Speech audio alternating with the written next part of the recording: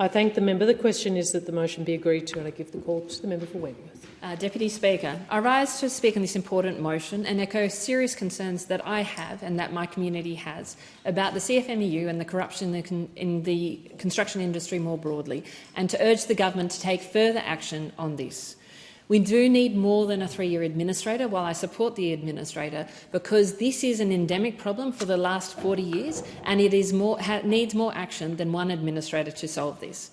Deputy Speaker, the corruption, thuggery and general misconduct in this industry has been one of the worst-kept secrets across the country for decades. And while I support, as I said, the government's action in terms of appointing an administrator, let's be honest that the Labor Party has turned a blind eye to endemic corruption in the CFMEU and thuggery for decades. The CFMEU donated or made contributions of $4 million to the Albanese government's successful 2022 campaign, and the government has only taken real action in relation to the CFMEU when forced to by the action of brave investigative journalists, particularly out of the SMH, who I pay credit to, who have made a real contribution here.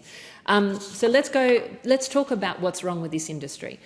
Because when I speak to people in this industry, as I do regularly, what I hear often is like, Allegra, I'll speak to you, but do not tell anyone that I have spoken to you. Never mention what I have said, because these people could ruin my business overnight and they could destroy me and my family. So this is what's been going on, and it has been going on for decades. And this is not the way the construction industry or any part of our country should operate, particularly one that is so integral to our housing and our infrastructure and what makes this country work. And so I put a pox on both the houses, both for the Labor Party for turning a blind eye to the CFMEU's corruption for decades, but also for the Coalition for failing to act effectively when they were in government for almost a decade, and for putting forward the ABCC, which didn't actually deal with this, and left us with this problem, which is still endemic. The question really is, how do we make a change now to make that a fundamental shift in the corruption and thuggery of this industry, so that we do not need another Royal Commission in another 3, 4, 5 years, that this changes once and for all. And I do believe we have a long way to go there. Because at first point, as I said, I support the appointment of the administrator. I think it has been imperfect. I think there are actions that they should have taken or would have taken and questions for them to answer. But overall, I do believe that this was a constructive approach as opposed to deregistration of the union, which I think would have been only made things worse.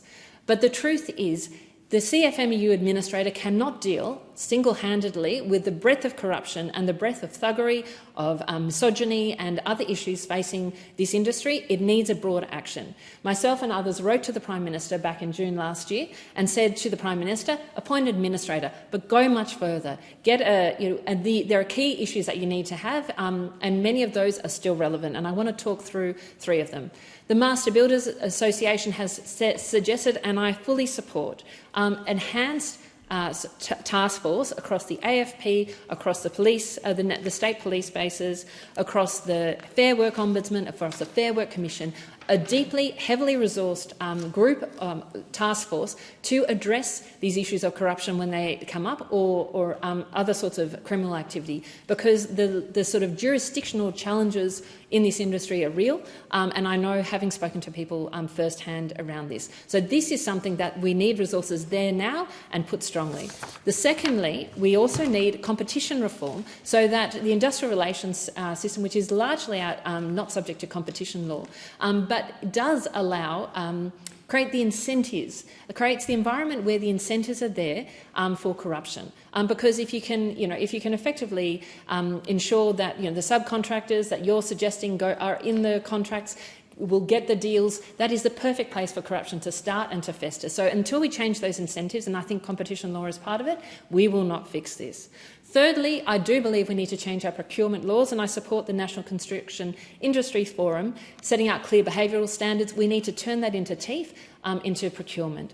And finally, I do believe we need a broader regulatory setting for the construction industry. I think this would show, if Labor would back this, it would show that Labor is willing to really step into this rather than still play the political game on the ABCC. The ABCC was failed, it did not address the issues, but neither, if the government does not put in a broader set of reforms that are permanent, neither will these things either. And this is an industry that absolutely needs a fundamental overhaul for housing, for infrastructure, for clean energy infrastructure, you name it. We need the construction industry to work without thuggery. Thank you. The member. The question is that the motion be agreed to, and I give the call to the member.